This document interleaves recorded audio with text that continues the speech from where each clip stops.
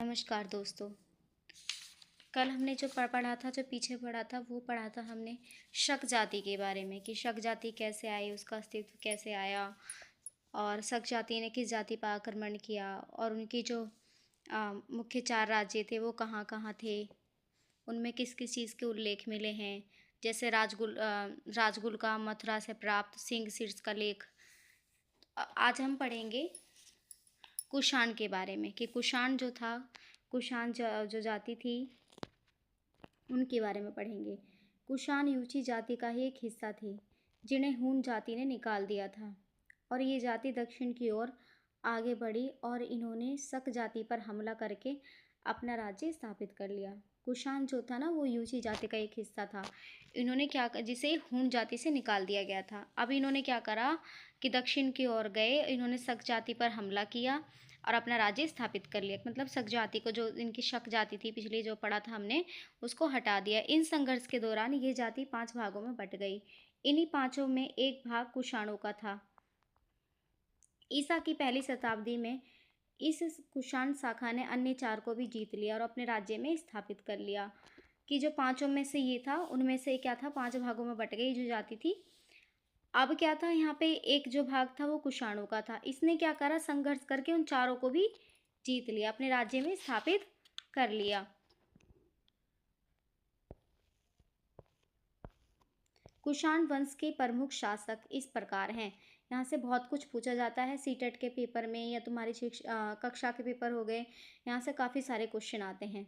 या कोई भी एग्ज़ाम हो गया जिसमें गवर्नमेंट एग्ज़ाम में एसएसटी से पूछा जाता है, उसमें यहाँ से काफ़ी क्वेश्चन पूछ लिए जाते हैं। जैसे कि कैडफिसिस प्रथम इस वंश का पहला ऐसा शासक था जिसने देवपुत्र की उपाधि धारण की थी। ये हमेशा पूछ लिया जाता है कि देवपुत्र की उपाधि किसने धारण करी।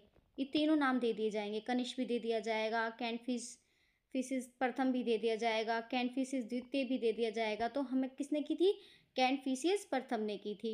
इसका साम्राज्य सिंधु नदी और ईरान की सीमा के बीच था। इसने इंडो ग्रीक एवं इंडो पार्थियन राजाओं को हराया। इसने क्या करा कि जो इंडो ग्रीक और इंडो पार्थियन राजा थे ना, उनको हराया। इसका राज्य संभव 40 से 65 तक रहा।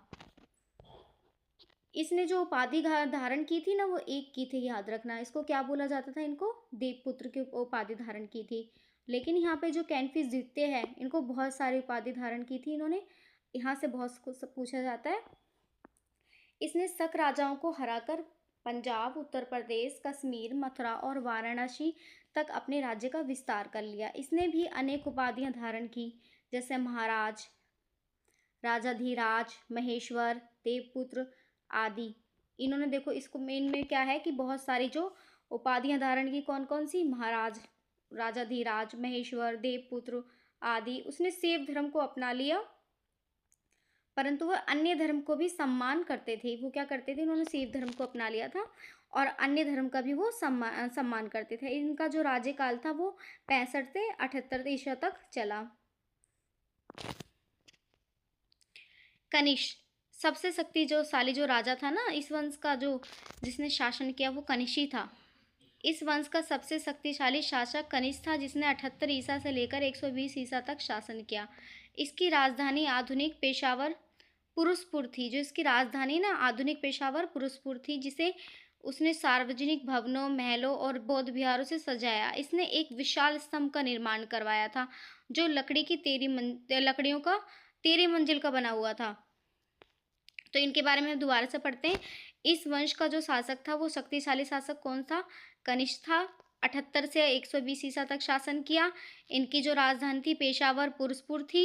इन्होंने क्या करा, भवन बनवाए, महल बनवाए, बौद्ध विहारों का मठ बनवाया, उनकी सभाओं की वो करवाई, बैठक बुलाई। और इन्होंने एक विशाल स्तंभ, लकड़ी से बने एक विशाल स्तंभ का निर्माण करवाया जो 13 मंजिल की थी। कितने मंजिल की थी, 13 मंजिल की थी, जो लकड़ी से बनी थी। अब यहाँ पे देखोगे कैडफिस द्वितीय कनिष्क के पिता थे ये, ठीक है।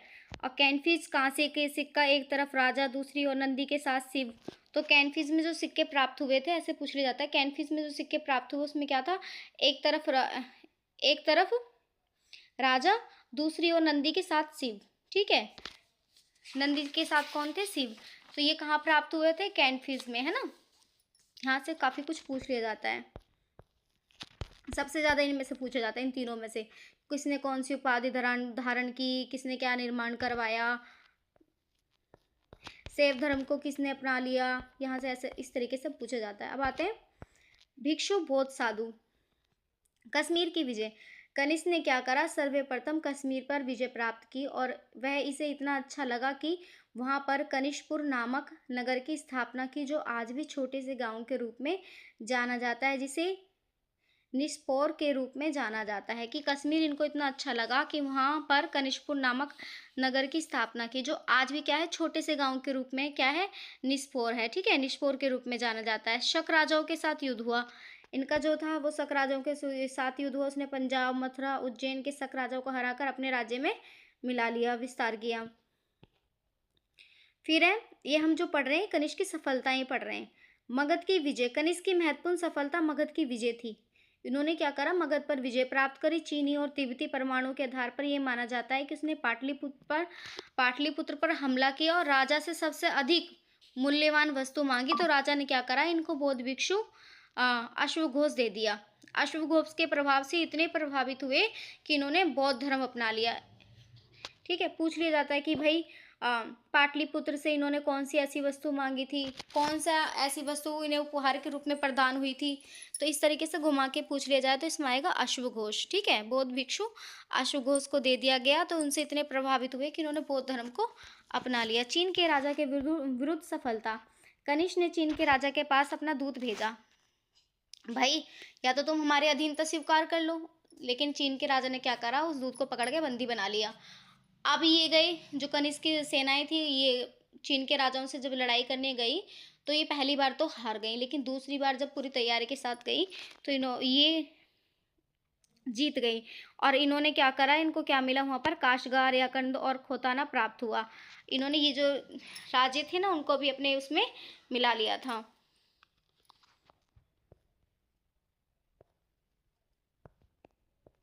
फिर है बौद्ध मत।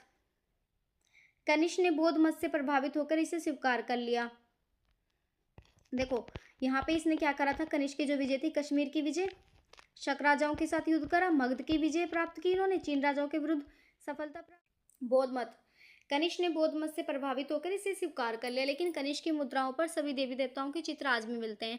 उसकी जो धार्मिक उदारता का प्रमाण है, जो देवी देवताओं के चित्र मिलते हैं ना उनकी मुद्रा पे, वो उनके धार्मिक होने का प्रमाण देते हैं। इन्होंने क्या करा कि बौद्ध धर्म का इतना प्रचार किया कि वो मध्य एशिया, चीन, तिब्बत आदि प्रदेशों में फैल गया। कनिष्क ने प्राचीन बौद्ध विहारों का क्या करवाया, जीर्णोद्धार करवाया। जीर्णोद्धार मतलब होता है वहाँ पे उनका दोबारा से उनको वहाँ पे साफ सफाई करवाई, दोबारा से जीवित करवाया, उनको नए स्तूप विहारों का निर्माण करवाया, भिक्षुओं के लिए जीवन यापन के लिए आर्थिक सहायता दी। महात्मा बुद्ध की अनेक मूर्तियां जो थी इसी काल में बनी थी। महात्मा बुद्ध की अनेक मूर्तियां किस काल में बनी थी, इस काल में बनी थी। और यहाँ पे देखो ये जो देख रहे होगे, नागा अर्जुन, अश्वघोष, वसुबंधु, दीघनाग, ये सब क्या कर रहे हैं, अपने अपने तरीके से लोगों को शिक्षाएं प्रदान कर रहे हैं ताकि ये बौद्ध धर्म के बारे में जान सकें। उस काल में बौद्ध धर्म की चौथी महासभा कुड़वन कश्मीर में बुलाई गई, जिसमें 500 के लगभग भिक्षुओं ने भाग लिया। चौथी महासभा कहाँ हुई, कश्मीर में हुई, कुड़ल वन में हुई। और इसमें कितने भिक्षुओं ने भाग लिया, 500 भिक्षुओं ने भाग लिया। इस सभा के प्रमुख धर्माचार्य जो थे अश्वघोष, वासुमित्र, नागा अर्जुन आदि थे। बौद्ध धर्म में आए अनेक मतभेदों को समाप्त किया। इन्होंने क्या करा कि जो बौद्ध धर्म में अनेक मतभेद आए थे ना, उनको समाप्त कर दिया। बौद्ध धर्म 2 भागों में बट गया। जो प्राचीन सिद्धांतों में विश्वास रखता था, जो मतलब कि मूर्ति पूजा में विश्वास नहीं रखता था, जैसे पहले बौद्ध धर्म में ये होता था कि कोई मूर्ति पूजा नहीं। अब जो धीरे धीरे बौद्ध धर्म हो रहा था उसमें बदलाव हो गए थे। अब क्या था, इसके काल में मूर्तियां बननी चालू हो गई थी। तो जब मूर्तियां बननी चालू हो गई थी तो उनकी पूजा चालू हो गई थी। तो इनमें क्या हुआ कि जो पुराने उससे बंधे हुए थे, जो प्राचीन धर्म से बंधे हुए थे, बौद्ध धर्म को ही मानते थे, लेकिन भाई उस टाइम जब मूर्ति पूजा नहीं होती थी, उन चीज़ों को कि हाँ भाई इसमें विश्वास करते थे, वो हीनयान में बन गए। और जिन्होंने क्या करा, समय के साथ वो परिवर्तन में आ गए, जैसे मूर्ति पूजा भी करने लगे, तो वो क्या हो गए, उनको कहा जाने लगा, उन्हें महायान संप्रदाय के रूप में मान्यता दे दी गई। बौद्ध धर्म के प्राचीन ग्रंथ पर टीका लिखी गई है, जिसे विभास कहा गया है? ये काफ़ी बार पूछ लिया जाता है। बौद्ध धर्म के प्राचीन ग्रंथ पर टीका लिखी गई है जिसे महाविभास कहा जाता है। ठीक है, महाविभास कहा जाता है। और बौद्ध धर्म के बारे में क्या लिखी गई, उस पे टीका लिखी गई है। कला व साहित्य के क्षेत्र में उन्नति। कनिष्क कला व साहित्य का संरक्षक था। उस काल में ऐसे अनेक क्षेत्रों में विकास हुआ। उस काल में मूर्ति निर्माण में गांधार कला का विकास हुआ, जिसमें मूर्तियां बनाने के तरीके यूनानी थे। कि यहाँ पे क्या था कि जो मूर्तियां बनाने के तरीके थे ना, वो बहुत ही यूनानी थे। मूर्तियों पे भारतीय देवी देवताओं के चित्र थे, जैसा पीछे पड़ा भी है हमने, जो सिक्के होते थे उन पे भारतीय देवी देवताओं के चित्र थे। इसी भांति सारनाथ में भी मूर्ति कला के केंद्र बने। सारनाथ में क्या बने, मूर्ति कला के केंद्र बने। ये बहुत जरूरी लाइन है, यहाँ से पूछा जाता है। उस काल में साहित्य भी बहुत लिखा गया था। उस काल में क्या हुआ था, साहित्य भी बहुत लिखा गया था। ये जो मैंने आपको ये लाइन सी लगा रखी है ना, बहुत जरूरी लाइन है। अश्वघोष ने बुद्ध चरित सोदरनंत ग्रंथ लिखे। कि अश्वघोष ने क्या करा, बुद्ध चरित सोदरनंत ग्रंथ लिखे। नागार्जुन ने शून्यवाद का प्रचार किया। माध्यमिक सूत्र ग्रंथ की रचना की। नागार्जुन ने क्या करा, शून्यवाद का प्रचार किया और माध्यमिक सूत्र ग्रंथ की रचना की। तो ये पूछ लिया जाता है। बौद्ध चरित जो था वो सोदरानंद ने नंद ग्रंथ ने लिखे थे। ठीक है। नागार्जुन ने शून्यवाद का प्रचार किया, माध्यमिक सूत्र ग्रंथ की रचना की। आयुर्वेद का ग्रंथ जो है चरक संहिता है, और चरक संहिता भी उसी काल में लिखा गया था। तो ये 3-4 जो लाइन है ना, यहाँ से बहुत जरूरी लाइन है। आर्थिक उन्नति। कनिष्क के काल में भारत का व्यापार सबसे उन्नत था। कनिष्क के कार्यकाल में क्या हुआ कि जो भारत का व्यापार था ना, वो सबसे आगे बढ़ गया था। आर्थिक उन्नति हो रही थी। यहाँ पे क्या हो रहा था कि जैसे रोम में, दक्षिण भारत में, चीन में, पारथियन में साम्राज्य तो फैल गया था, लेकिन भारत से यहाँ पे कोई सामान जाता था ना, तो वहाँ से बदले में सोना चांदी ही आता था। तो जब सोना चांदी बदले में आ रहा है, तो इस हिसाब से भारत जो था, भारत के पास भारत उन सब राज्यों से थोड़ा थोड़ा धनी हो गया था, वहाँ से सोना चांदी आने पर। यह व्यापार जल और स्थल मार्गों से होता था। भारत उस समय बहुत धनी बन गया था। भाई सोना आ रहा है, चांदी आ रहा है वस्तुओं के बदले, तो धनी तो बन ही जाएगा। अब हम देखते हैं 3 लाइन जो यहाँ पे दी गई है, काफी बार पूछ लिया जाता है। जैसे आप देख रहे हो उसमें त्रिपिटक, ठीक है, त्रिपिटक हो गया। बौद्धों के 3 विशेष ग्रंथ हो गए। हीनयान बौद्धों के मूल सिद्धांतों को मानने वाले, महायान नए विचारों को अपनाने वाले। हीनयान तो मैं अभी पहले बता ही चुकी हूँ। और महायान ये है कि जो जिन्होंने क्या करा, समय के साथ अपने आप को बदल लिया और मूर्ति पूजा में विश्वास करने लगे। तो यहाँ से पूछ लिया जाता है। त्रिपिटक जो हो जाएगा, बौद्धों के 3 विशेष ग्रंथ हैं, हीनयान, महायान। ठीक है। हीनयान कौन हो गए, जो मूल सिद्धांत को मानते थे, और महायान जो नए विचारों को अपनाने लगे। अब हम पढ़ते हैं हूण जाति के बारे में, कि हूण जाति के आने से जो कुषाण वंश का था, वो धीरे धीरे वो समाप्त हो गया था। कुषाण वंश का अंत हो गया था, किसके आने से, हूण जाति के आने से। तो इसके बारे में हम पढ़ेंगे। कुषाण वंश के बाद अन्य बब्बर जातियों ने भी भारत पर आक्रमण किया, जिन्हें हूण या सफेद हूणों के नाम से जाना जाता है। जो बब्बर जातियां होती है ना, उनको हूण या सफेद हूणों के नाम से जाना जाता है। भारत में इनका प्रवेश 5वीं शताब्दी में होता है और 150 वर्षों तक ये राज्य करते हैं। कि 5वीं शताब्दी में इनका प्रवेश हुआ और 150 वर्ष तक ये राज्य करते हैं। चीन स्रोतों के अनुसार हूण जंगुरिया नामक स्थान पर रहते थे। जो हुंगू रहते थे ना, वो हूण जंगुरिया नामक स्थान पर रहते थे। इन्होंने 165 ईसा पूर्व के लगभग यूची जाति को पश्चिम उत्तर से सीमा से बाहर निकाल दिया। जो यूची जाति थी ना, उसको क्या करा इन्होंने, पश्चिम सीमा से बाहर निकाल दिया और खुद उस तरफ बढ़ गए। और उस तरफ जब ये बढ़े ना, तो ये 2 शाखाओं में विभाजित हो गए। एक यूरोप की ओर बढ़ी और दूसरी क्या था, अक्सस घाटी में बस गई। इन्हीं लोगों ने पर्शिया, ईरान पर हमला किया, जिससे उन्हें हार का सामना करना पड़ा। फिर ये भारत की ओर मुड़ गए और इन्होंने 465 में इन्होंने गंगाधार को जीत लिया। कि 465 में क्या करा इन्होंने, गंगाधार को जीत लिया। यहाँ से ये देखो, ये जिस बुक्सी में लिखा हुआ है, भारत पर हूणों के आक्रमण का पहला प्रमाण जो मिलता है ना, वो हमें स्कंद गुप्त के भीतरी स्तंभ लेख में मिलता है। ये काफी बार पूछ लिया जाता है पेपर में। स्कंद गुप्त के भीतरी स्तंभ लेख में हमें हूणों का आक्रमण का पहला प्रमाण मिलता है, जब उसने हूणों का भयंकर युद्ध से परास्त किया था। और इसमें हमें क्या परिणाम मिलता है कि भाई हूनों पर किस तरीके से पहला आक्रमण हुआ था और किस तरीके से भयंकर युद्ध हुआ था, और उन्होंने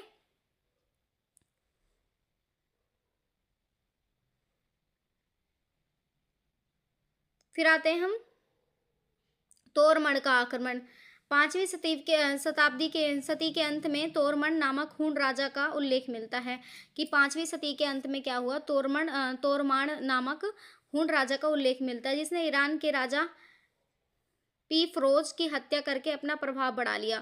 भाई इसके बारे में अभी बहुत सारी चीज़ें पता करेंगे हम। जिसने क्या करा, ईरान के राजा पी फिरोज की हत्या करके अपना प्रभाव बढ़ा लिया। उसने भारत के उत्तर पश्चिमी सीमा प्रांत से आगे बढ़कर पंजाब व कश्मीर से अपनी सत्ता स्थापित कर ली। उसने गुप्तों के विरुद्ध भी सफलता प्राप्त करके और उसके पश्चिम क्षेत्र मालवा तक अपना प्रभाव बढ़ा लिया। उसकी पुष्टि अभिलेख सिक्कों व साहित्यों से होती है। उसने योद्धे मालवा, मर्दे व अर्जुन नागे गणराज्यों को भी नष्ट कर दिया। कि इसने क्या करा, देखो तोरमण का आक्रमण जो था वो 5वीं शताब्दी के अंत में हुआ और इन्होंने हूण राजाओं को उल्लेख मिलता है। इन्होंने क्या करा, पी फिरोज नाम राजा की हत्या करके अपने प्रभाव को बढ़ा लिया। भारत के उत्तर से लेकर पश्चिमी सीमा प्रांत से लेकर आगे बढ़कर ये पंजाब व कश्मीर में अपनी सत्ता स्थापित कर ली इन्होंने, और गुप्तों के विरुद्ध भी सफलता प्राप्त करी। उसके पश्चात ये पश्चिमी क्षेत्र मालवा तक भी इन्होंने क्या करा, अपना प्रभाव बढ़ा लिया। जो इनकी पुष्टि होती है ना, वो अभिलेख सिक्कों व साहित्यों से होती है। योद्धे मालव, मद्र व अर्जुन नायन गणराज्यों को भी इसने क्या करा, नष्ट कर दिया। इसके बाद वो सौराष्ट्र व पूर्वी प्रदेश मगध को रोनता हुआ गोंड नगर तक पहुंच गया। इसके सिक्के कौशाम्बी व काशी तक मिलते हैं। इसके सिक्के कहाँ से कहाँ तक मिलते हैं, कौशाम्बी व काशी तक मिलते हैं। और जो इसका उल्लेख है ना, ये पूछ लिया जाता है, इसका तोरमण का उल्लेख जो होता है ना, वो किसमें मिला है, मंजूश्री मूल कल्प में मिला है। जो तोरमण का उल्लेख मिला है वो किसमें मिला है, मंजूश्री मूल कल्प में इसका उल्लेख मिला है। ये पूछ लिया जाता है काफी बार। फिर है महिरकुल 510 में तोरमण की मृत्यु के बाद उसका पुत्र महिरकुल शासक बना। जब तोरमण की मृत्यु हो गई तो उसका पुत्र जो था महिरकुल का शासक बना। वो बहुत क्रूर था। उसने बौद्ध विहारों को, चैत्य मठों को क्या करा, नष्ट करना शुरू कर दिया। जहाँ भी बौद्ध धर्म में पूजा होती थी उन सबको उसने तोड़ना चालू कर दिया, वहां से हटाना चालू कर दिया। पाटलिपुत्र पर महिरकुल ने अधिकार करके गुप्त राजा बालीदित्य को पीछा करना शुरू करा। कि पाटलिपुत्र पर क्या करा, उसने अधिकार कर लिया और महिकुल ने क्या करा, वहां का जो राजा था बालादित्य को पीछा करना शुरू करा। और वो बेचारा एक टापू की शरण ली उसने। वहां जाके उसने उससे अपनी जान बचाने की कोशिश की। महिरकुल जब द्वीप पर पहुंचा तो बालादित्य के सैनिकों ने उसे बंदी बना लिया। और जब महिरकुल उस द्वीप पर पहुंचा ना, उस टापू पर पहुंचा, तो बालादित्य के सैनिकों ने क्या करा, उसको बंदी बना लिया। लेकिन बालादित्य की माता के कहने पर उसको वहां से मुक्त कर दिया गया। परंतु उससे क्या करा, वो उसका राज्य छीन लिया गया। भाई उसको तो मुक्त कर दिया माता के कहने पर, लेकिन उसका जो राज्य था वो उससे छीन लिया गया। अब वो कश्मीर के राजा ने उसे शरण दी, लेकिन वो क्या करता है, कश्मीर के राजा ने एक तो शरण दी, उसी को मार देता है और स्वयं गद्दी पर बैठ जाता है। यशोधमनर ने मंदसौर से अभिलेख से पता लगता है कि भारतीय राजाओं ने यशोधमनर के नेतृत्व में एक संयुक्त मोर्चा बनाकर महिरकुल को पूरी तरह से परास्त कर दिया। कि जब ये वहाँ का मार के, कश्मीर के राजा को मारकर स्वयं गद्दी पे बैठ जाता है, तो वहाँ किसी इसमें जो नाम दे रखा है यशोधमनर, इस अभिलेख से पता चलता है कि जो यहाँ पे काफ़ी सारे राजा थे, उन राजाओं ने क्या करा, एक संयुक्त मोर्चा बना लिया, उसके खिलाफ इकट्ठे हो गए और वहां से उसको परास्त कर दिया। महिरकुल की पराजय से हूणों की शक्ति क्षीण हो गई। केवल छोटे छोटे सामंतों के रूप में उत्तर पश्चिम राज्यों में राज्य करते रह गए और भारतीय समाज में ये विलीन हो गए। अभी हमने जो पढ़ा, कुषाण जाति के बारे में पढ़ा, शक जाति के बारे में पढ़ा हमने, और हमने यहाँ पे पढ़ा हूण जाति के बारे में पढ़ा, तोरमण के बारे में पढ़ा। ये सब क्या हुए कि समय के साथ साथ नहीं, पहले तो इनका चलता था राज्य, समय के साथ साथ क्या हुआ, छोटे छोटे प्रांतों में हो गए, छोटे छोटे गांवों में हो गए। अब क्या था, इनका जो अस्तित्व था वो ना क्षीण हो गया वहां से। ये समाज में आए तो थे लेकिन समाज में ही विलीन हो गए। इस प्रकार प्राचीन काल में भारतीय विदेशी जातियों इंडो ग्रीक, इंडो पार्थियन, शक, कुषाण और हुनों ने आक्रमण किया, लेकिन ये जातियां भारत में आकर भारतीय सभ्यता, संस्कृत, धर्म दर्शन से प्रभावित हुई तथा भारतीय संपर्क में आने से ही शीघ्र ही ये क्या हो गई, भारतीय संपर्क में आने से ही शीघ्र ही क्या हो गई, भारतीय जनमानस में घुल मिलकर लुप्त हो गई, कि इनका जो ज़्यादा समय तक इनका राज्य नहीं चला और ये क्या हो गई, भारतीय जनमानस में घुल मिलकर लुप्त हो गई।